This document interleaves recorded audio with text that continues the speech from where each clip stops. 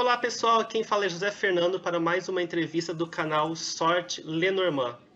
Dessa vez eu vou conversar com o Thiago Tavares, ele é candomblessista e cartomante. Ele vai falar para a gente sobre os espíritos ciganos. Muitos cartomantes aqui no Brasil se dizem guiados por espíritos ciganos na hora da consulta e na interpretação das cartas. Vamos saber com ele mais a respeito do tema. Oi Thiago, tudo bem? Oi José, tudo bem? Thiago, antes de a gente começar a entrevista, fala um pouquinho mais sobre você, como que você entrou no mundo da cartomancia. Bom, eu comecei no mundo da cartomancia de uma forma, eu acho que da maioria das pessoas começa. Eu tinha 13 para 14 anos e comprei uma revista numa banca de jornal que tinha um deck de tarô de Marsella, porém esse deck só tinha os arcanos maiores. E aí eu me interessei por aquilo e comecei a jogar da mesma forma que eu comprei na banca. Eu comecei a jogar para meus amigos, para mim mesmo como se fosse uma brincadeira, nada muito sério. Mas aquilo teve uma facilidade para mim que eu não esperava. E algumas coisas que eu falei para as pessoas realmente aconteceram. A partir daí, eu, além do tarô, eu comecei a me interessar também pelo baralho cigano. Eu fui um bandista dos meus 8 anos de idade aos meus 25, exclusivamente um bandista. E a partir dos 25, eu precisei, por questões pessoais de saúde, a procurar o candomblé. Nessa minha época de Umbanda, eu comecei a incorporar quando eu tinha 13 para 14 anos, por aí nessa fase de idade. E uma certa vez se apresentou em mim uma entidade que se dizia ser um cigano. E a partir daí eu me interessei a pesquisar mais sobre o baralho cigano, também, mas de forma autodidata. Eu nunca fiz curso, só mesmo a questão do interesse pessoal. E eu me envolvi cada vez mais com essa questão do baralho cigano e do tarô, e hoje já faz mais de 20 anos que eu estou aí nessa caminhada. Você falou para mim que, para todos na verdade, que você tem um cigano e vamos começar a partir daí. Muitos cartomantes aqui no Brasil falam que tem essas entidades. Então, quem são esses espíritos ciganos? Olha só, José, a questão é quem são esses espíritos ciganos. Se a gente for analisar pela questão religiosa, pela própria questão espírita kardecista, a gente entende que os espíritos que se apresentam na Umbanda como ciganos, não necessariamente eram ciganos. Assim como os espíritos que se apresentam na Umbanda como preto velhos eram escravos ou sequer eram negros. Isso é uma questão de afinidade entre a entidade e essa falange, ou essa linha da Umbanda, em que eles se afinam energeticamente, vibracionalmente. Então, a gente cultua o povo cigano na Umbanda em duas vertentes. Os ciganos do Oriente, que são aqueles ciganos, vamos dizer assim, entre aspas, os ciganos que não fumam, que não bebem bebidas alcoólicas em sua maioria, seriam vulgarmente falados os ditos ciganos puros. Os ciganos realmente ciganos, que acreditam-se ser aqueles que viveram realmente em comunidades ciganas, eram ciganos de sangue, como eles falam. E existe uma vertente dos ciganos, que são os ciganos que são traçados ou cruzados, como as pessoas falam, com Exu. E aí se divide esses ciganos nessas duas questões. Quem cultua povo cigano, cartomante ou não, já ouviu em alguma vez falar em pombagira cigana e em cigana. É aí que se divide a questão do povo cigano na Umbanda, na minha visão. Porque os ciganos do Oriente, eles são cultuados particularmente em muitas casas de Umbanda no dia de Santa Saracalli, que é 24 de maio. Uns comemoram 24, outros comemoram 25. Esses seriam os ciganos, que a gente fala os ciganos do Oriente. E os outros ciganos que são traçados com Exu são cultuados geralmente em dia de Santo Antônio ou em agosto, que é o dia que se comemora Exu na Umbanda. A diferença que existe é realmente essa questão da energia em si, porque o povo cigano, independente dele ser do Oriente ou não, para mim, não tem muita diferença a não ser no sentido da maneira como se cultua. Como que eu sei, por exemplo, eu sou cartomante, como eu sei se eu tenho um cigano ao meu lado?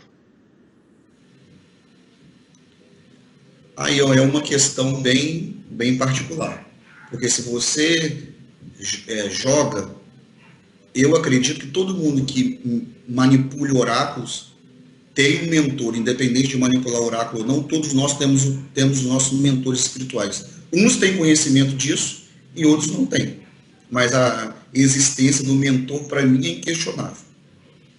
Para você saber se você, eu acredito assim que seja ele se apresente para você não materializado, mas na sua intuição, em algum momento, você percebe que na sua cabeça aparecem ideias ou palavras que você tem conhecimento que não eram suas.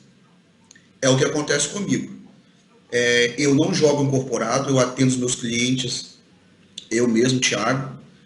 Só que em determinados momentos, o meu cigano se comunica comigo. Ele não precisa incorporar para se comunicar. Ele fala comigo através da telepatia, como as pessoas gostam de falar. Então, eu acredito que muitas pessoas se comunicam através da telepatia também, ou as pessoas veem a entidade, ou as pessoas escutam a entidade. A questão de você saber se você tem ou não é realmente para você começar a ter essa afinidade, você precisa cultuar. Fazer uma oferenda basicamente nada muito elaborado e pedir nessa oferenda que essa entidade se comunique com você de forma clara, que se apresente, que dê seu nome, e essa apresentação pode vir através de uma visão ou através do sonho. Aí vai depender da sua questão aí mediúnica e da sua receptividade, da sua maturidade espiritual e emocional para estar vendo qual forma de manifestação essa entidade vai utilizar para se apresentar para você. Um cartomante católico, ele pode ter um guia cigano ou isso é exclusivo de quem segue Umbanda ou Candomblé? Eu acredito que, independente da religião, como eu te falei, o mentor ou a entidade está presente na vida de cada um de nós. A questão é, a pessoa católica que é cartomante, ela acredita na entidade? Ou ela simplesmente joga por técnica exclusivamente? Se ela acreditar, com certeza ela cultua essa entidade. A entidade existe independente de religião. O que eu acredito que diferencia aí é a questão da pessoa crer ou não crer. Mas o fator de existência da entidade independe da religião. A gente vê bastante em grupos de Facebook, placas em postes, falando cigana tal, cigano tal. Você acredita que todas essas pessoas que falam que tem cigano, realmente tem? Olha, José, eu não posso te dizer se tem ou se não tem. Eu acredito que se as pessoas, eu posso falar por mim, eu tenho. Agora, as pessoas se identificam muito como cigana tal, cigano fulano, cigana beltrana, é por mais uma questão de trabalhar com essa entidade. Aí não utiliza o nome pessoal e utiliza o nome da entidade até para dar uma credibilidade maior, uma veracidade maior, porque as pessoas gostam desse tipo de coisa, entendeu? Isso chama mais cliente, rende mais financeiramente, entendeu? Aí atrás desse nome vem aquelas propagandas que a gente também já conhece, né? Que é uma questão meio duvidosa. Aquelas propagandas, vamos deixar claro, ó, traga o seu homem em 3 dias, Exatamente. resolva sua vida financeira e outras promessas. Exatamente. Tiago, vamos supor que uma pessoa quer ter um cigano. Não sei se eu posso dizer ter o cigano ou ele tem a pessoa, né? Não sei se eu falei de uma forma clara. Tem algum jeito de essa pessoa fazer com que o cigano se aproxime dela? Sim. A gente que cultua entidades, a gente, para uma questão de aproximação, tudo começa com a parte do culto. Você precisa cultuar a energia, você precisa se afinar com a energia, com a entidade, para que ela se aproxime de você. Então, se você quer que uma entidade cigana se aproxime de você, a primeira coisa que você tem que fazer é prestar culto a essa entidade. Aí seria mais um culto direcionado. Por exemplo, você quer que o cigano tal se aproxime de você. Você vai buscar com pessoas que têm conhecimento das preferências desse cigano e você vai ofertá-lo esses elementos que ele gosta. Uma bebida, um cigarro, cristais, frutas, grãos, pães. Esse tipo de elemento que o povo cigano gosta. E aí você prestando culto à entidade, numa certa continuidade, é possível e bem provável que em determinado ponto desse culto que você vem prestando com certa regularidade, essa entidade se aproxime de você e te dê provas da existência dele no seu caminho a partir dali. Você acredita que uma pessoa que não tenha um guia espiritual, você falou que todos têm, né? Mas que não acredite nisso, vamos supor assim, Sim. consiga fazer uma boa interpretação de cartas? Eu acredito que sim. Eu acredito assim que a questão mediúnica, a questão da interferência da entidade num jogo é um plus a mais. Porém, eu tenho certeza absoluta de que se um cartomante não tenha o conhecimento, não tenha a capacidade de saber o significado de cada lâmina do baralho cigano, de cada carta, com entidade ou não, ele não vai fazer uma leitura bem feita. Porque a entidade, ela avança a partir do seu conhecimento. Você precisa saber para a entidade utilizar a sua sabedoria e avançar mais na leitura. Uma pessoa que dependa exclusivamente de uma entidade para jogar, eu acredito que em determinado, vamos dizer assim, em determinada situação, ela não vai conseguir jogar, porque a entidade não está do nosso lado, se fazendo presente e atuante 24 horas por dia. Eu não posso depender exclusivamente do meu cigano para atender meus clientes, eu tenho que saber. Até porque quem joga sou eu. Então, a pessoa precisa ter conhecimento para fazer um bom jogo. A questão da entidade auxiliar, como eu falei no início, para mim é um plus a mais. A gente conversou anteriormente e você é cartomante experiente, tem seu próprio cigano, mas você me disse que hoje você sente a necessidade de fazer um curso para se aprimorar. E foi mais ou menos isso que você disse, que você não pode contar apenas com o cigano. Você tem que se reciclar sempre. Sim, eu tenho essa opinião particular.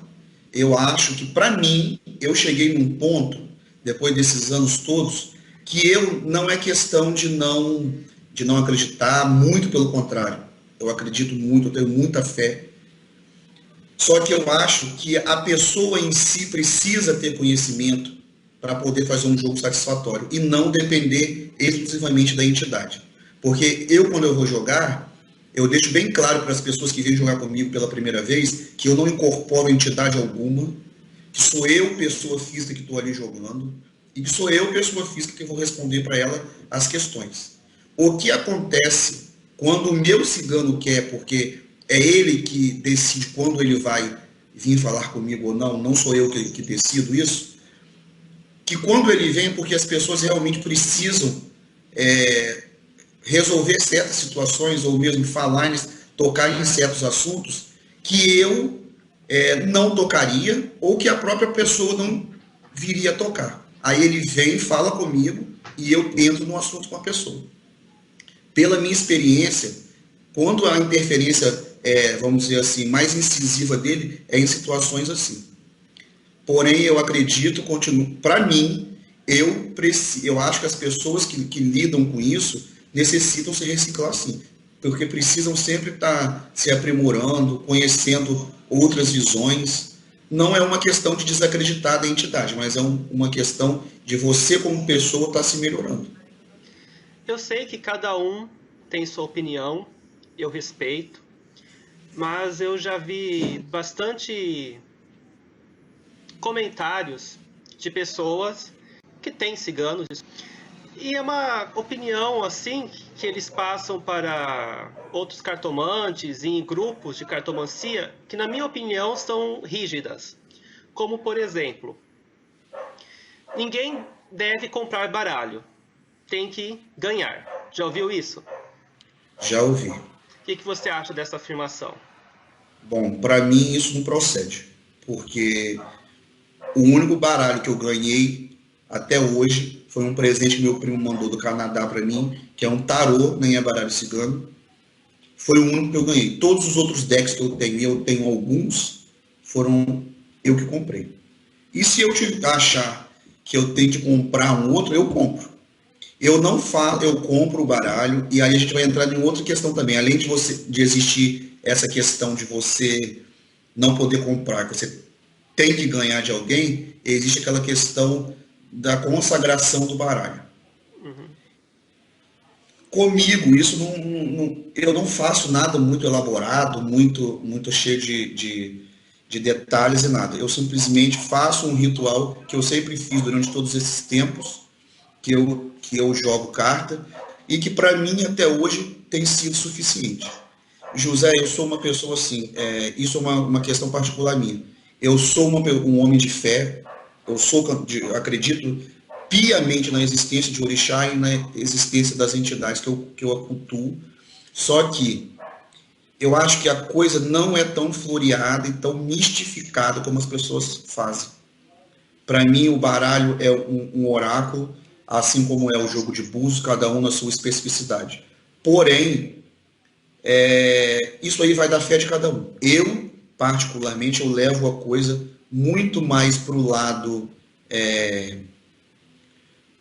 realmente concreto da coisa do que qualquer outra situação. Então, os meus decks de baralho, cigano principalmente, todos os decks que eu tenho, foi eu que comprei. Inclusive o meu, que é o Savana Lenormand, que eu encomendei com você, fui eu que comprei. Entendeu? Eu ganhei só um, como eu disse, e os outros todos foi eu que adquiri. E eu faço coleção de decks, eu gosto muito tanto de tarô como de baralho cigano, e para mim não tem a menor diferença, essa é uma lenda urbana, essa questão de ter que ganhar. Outro assunto que eu sempre vejo em grupos que cria bastante polêmica é a seguinte afirmação: cartomancia é dom, não se aprende. O que você acha também? Não creio. Não concordo. Eu acho que você é capaz sim de aprender a jogar, até porque todos nós temos dons mediúnicos. Uns escutam, outros psicografam, outros têm o dom da visão mais aflorado, outros incorporam e alguns têm todos esses dons reunidos. O que acontece? Eu acredito que, como todo oráculo, a cartomancia é perfeitamente, vamos dizer assim, passível de aprendizado. Se não fosse assim, quantos cartomantes nós conhecemos que não tem dom, que não tem religião, que não acreditam em entidade e colocam um jogo muito bom? Verdade. Então, eu acho que assim, existem oráculos e oráculos. A minha questão em relação à, à comunicação de orixá com baralho cigano, para mim não é possível, por eu ser candomblessista e acreditar que o orixá fala através de búzio. Aí é uma outra questão. Né? Se a gente for olhar uma questão mais, um dogma religioso, e é naquilo que eu acredito, porque é a religião que eu sigo. Orixá não, comigo não fala em carta. Eu falo com entidades, com pombogeiras, com exus, com ciganos. No meu jogo de cartas eles se apresentam. Búzios eu não sei porque eu não jogo. Porém, é aquela questão. Eu acho assim, cada um utiliza o oráculo e conversa com ele e tem as respostas que a pessoa se predispõe a ter, né? Porque a gente conversa com o oráculo, ele responde para a gente da maneira que a gente pré-determina. Aí é uma questão individual de cada um também. Sei que hoje você é candomblessista, mas tem bastante experiência na Umbanda. Me tira uma dúvida. A Umbanda é uma religião brasileira. E nela, hoje, tem várias linhas. Nela tem várias linhas, que é dos índios, né? Os caboclos, se não me engano. Sim. Dos boiadeiros, dos marinheiros também, né? Sim. E dos ciganos, entre Sim. outras. Como que esses espíritos nacionais, dizemos assim, se agregam a essa religião? Como que funciona, sabe me dizer? Olha, a Umbanda com o Candomblé são religiões brasileiras. O Candomblé também é brasileiro. O Candomblé surgiu na Bahia, historicamente por volta de 1600, 1700. E a Umbanda surgiu no Rio de Janeiro, historicamente em 1910, salvo engano. A Umbanda é uma religião brasileira, com ritos brasileiros, que agrega ritos católicos, ritos ameríndios, indígenas, ritos judaico-cristãos e ritos kardecistas, espíritas kardecistas. Isso tudo fundiu-se na questão da Umbanda. E a Umbanda surgiu em uma sessão espírita de mesa, quando um caboclo chamado Caboclo das Sete Encruzilhadas se manifestou e disse que a partir daquele dia estaria criada uma nova religião chamada Umbanda, que daria espaço a essas entidades que você citou, aos boiadeiros, aos marinheiros, aos pretos velhos, e não só aos médicos, aos padres, às freiras, aos grandes intelectuais, como a gente vê no kardecismo. É o povo então, mesmo. Exatamente. A Umbanda é uma religião que no início era extremamente e continua sendo popular. Só que hoje a Umbanda ela é muito divulgada, graças a Deus, porque é uma religião maravilhosa. Eu comecei na Umbanda, cultuo minhas entidades de Umbanda, jamais vou renegá-las em momento algum da minha vida. Eu não posso apagar um passado de 20 e tantos anos. Eu acho que eu me iniciei no candomblé por questões pessoais e por preferência também, mas a gente ser de candomblé não exclui cultuar a entidade de Umbanda.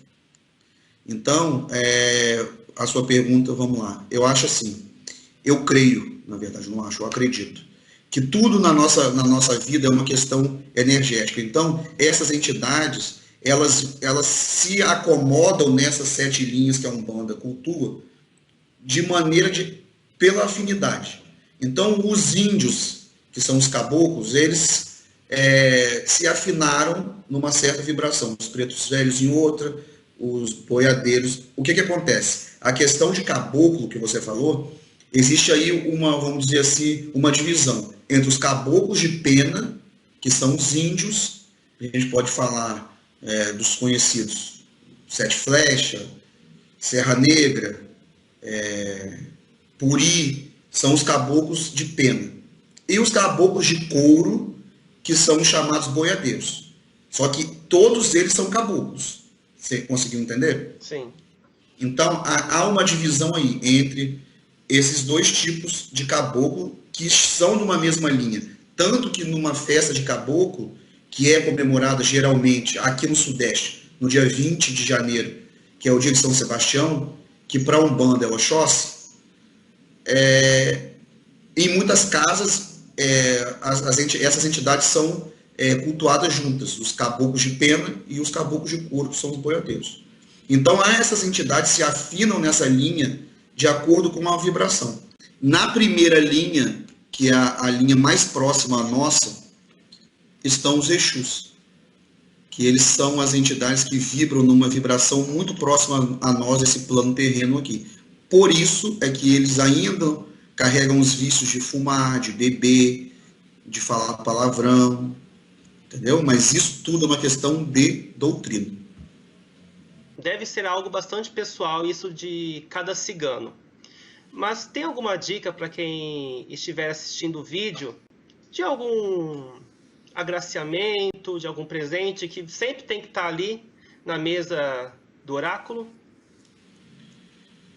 Olha, na mesa do oráculo, eu vejo muitas pessoas terem basicamente um copo com água, alguns cristais, que é de praxe, né? Copo com água, um punhal, cristais, moedas. Na minha mesa em particular, eu tenho um copo com água, eu tenho cristais, eu tenho moedas, eu tenho uma imagem de um cigano, eu tenho uma imagem de São Gabriel, e eu tenho um dado e um búzio pequenininho. Mas isso aí são questões particulares minhas. Isso não é obrigatório de ter em mesa de jogo. Eu acredito que obrigatoriamente o que se deve ter em uma mesa é um copo d'água, uma vela e um incenso. Porque aí você agrega a questão dos 4 elementos. Isso, para mim, é essencial. É o que tem na minha mesa, além desses elementos que eu falei. Um copo d'água, uma vela e um incenso. Todas as vezes que eu vou jogar para um cliente, isso tem que estar na minha mesa. E respeito à entidade. Não, não é em respeito à entidade, não. Não, eu acho que também, além de tudo isso, também tem que ter respeito à entidade. Isso aí, eu acho que é nem além, eu acho que é o básico que você deve ter, é respeito. A entidade, a energia que você acredita, e principalmente respeito a você mesmo e a pessoa que está sentada na sua frente, para vir, que veio através de você buscar uma ajuda para um problema que ela está passando, seja ele de qual ordem for.